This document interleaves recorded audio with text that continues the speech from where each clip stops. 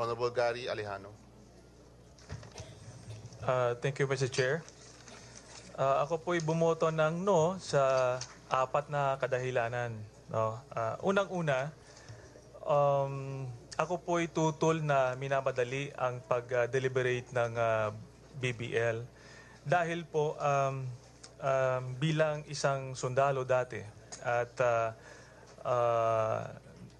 na-assign halos doon sa area ng Bangsamoro at malapit na rin pong namatay dahil sa mandato sa pagpreserba ng soberenya at territorial integrity nating bansa.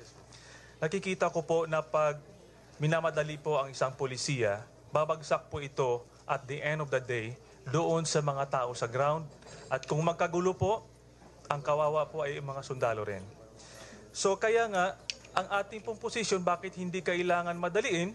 Because naalala ko the other day ay anniversary po ng PNP SAF.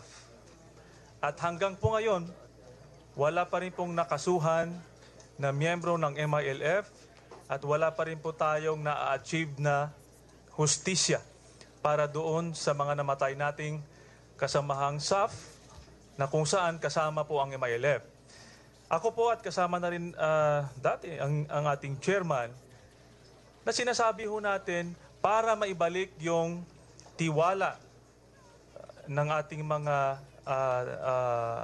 kongresista at mga taong bayan na magpakita ng sincerity ang kausap po natin. Kasi po kahit anong ganda ng batas, kung ibibigay ho natin dyan sa grupo like the MILF na hindi po nagkaroon ng comfortable level of trust, eh magiging useless po ito. Remember, the implementation of the law is a different story.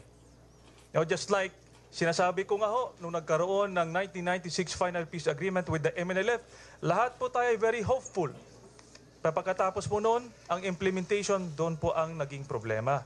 Kaya nga po ang precondition na pinagbutuhan din po ng Monday na dapat ba i-surrender muna ng MILF ang kanilang puwersa na involved sa pagpatay ng SAP sa mga Masapano ay gawing precondition bago tayo mag-proceed sa pag-deliberate ng BBL. It was voted down. So ako po'y nalungkot dahil nagbibigay po tayo ng senyales sa MILF that in spite of their non-compliance of the request of the people and the government, anyway, magtutuloy lang naman ang gobyerno sa pag-deliberate ng BBL na pag napasa na batas, ay primarily ang MILF po ang beneficiary dahil sila po ang maghahawak ng Bangsamoro government.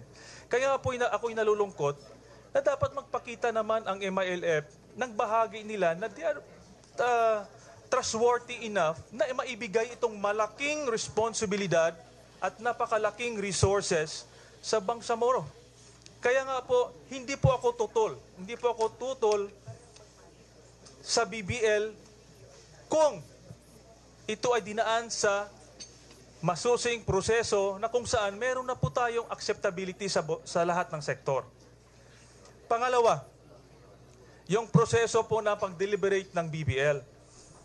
I congratulate Chairman Rufus sa very transparent and very exhaustive deliberation ng BBL. At ako po ay sumasama sa halos lahat ng deliberation at natutuwa po ako dahil naririnig ko ang mga sentimiento ng taong bayan.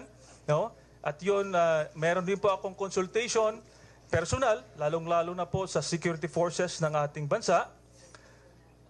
Kaso nga lang po, ako po'y nagulat nung Monday na meron po tayong dokumento na iba doon sa consolidated document na pinag-usapan na yun ang gagamitin.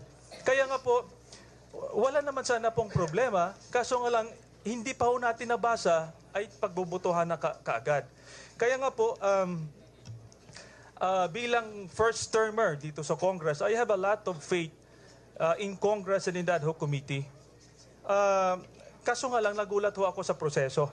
At yun nga pong nangyari na pinagbutuhan natin yung chairman and vice chairman draft na hindi naman po kasama sa arrangement before. Pangatlo, merong contentious provision sa BBL na kung saan nabanggit na rin po ng kasama natin yung opt-in provision. ako po tutol dito dahil nakikita ko yung magiging kaguluhan na resulta nito. Kung hahayaan po natin na magbabantayan ang local governments ng kanilang border dahil anytime pwede po silang maging bahagi ng Bangsamoro. Kaya nga ako po itutol niyan. Pangalawa, I am not comfortable na binabalik po yung mga constitutional bodies na kung saan sa mga hearings ay halos unanimous naman na dapat tatanggalin yon. We should not dilute and we should not diminish the power of constitutional bodies. I am not a lawyer but, well, sinasabi ko nga, hindi po ako komportable. Ang next po ay yung safeguards na dapat ilagay po natin, especially doon sa block grant. Yun din ang dahilan dahil hindi po ako komportable sa ating bibigyan ng pondo. Kaya nga nag-recommend po ako na kung pwede, yung block grant ay hindi po dapat gagamitin sa pagbili ng armas, pagbili ng bala, pagbili ng explosives. Because what will stop them to buy this? At later on ay gagamitin po sa atin sa gobyerno. Kaya nga, kung if it will not hurt, hindi naman ito mahirap tanggapin. However, it was not considered. And all others, no, na mga minor provision. And last po, pang-apat, ang issue po ng decommissioning. Hindi po naisama yan sa Bangsamoro Basic Law draft. At alam po natin, based on the decommissioning protocol, kahit po maipasaho natin ang batas at maratify ng Bangsamoro people, ang pacing po ng pag-turn in ng baril.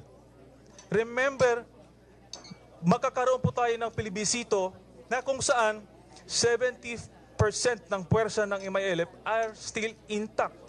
Pag sinabi po natin na hindi nila decommission yan, they can still say that they are still a revolutionary organization and they can do whatever they want. They are not under the law. So, remember kung ano ang maramdaman ng mga taong boboto sa plebisito na kung saan may 70% ng MILF ay intact nandyan.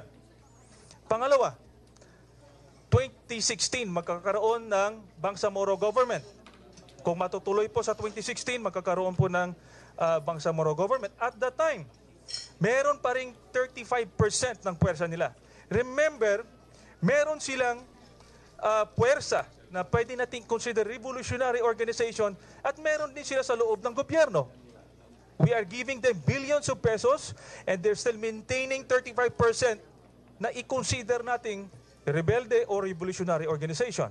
And they will completely decommission once they believe na lahat ng provision ng peace process, ng batas, ng agreement ay na-comply.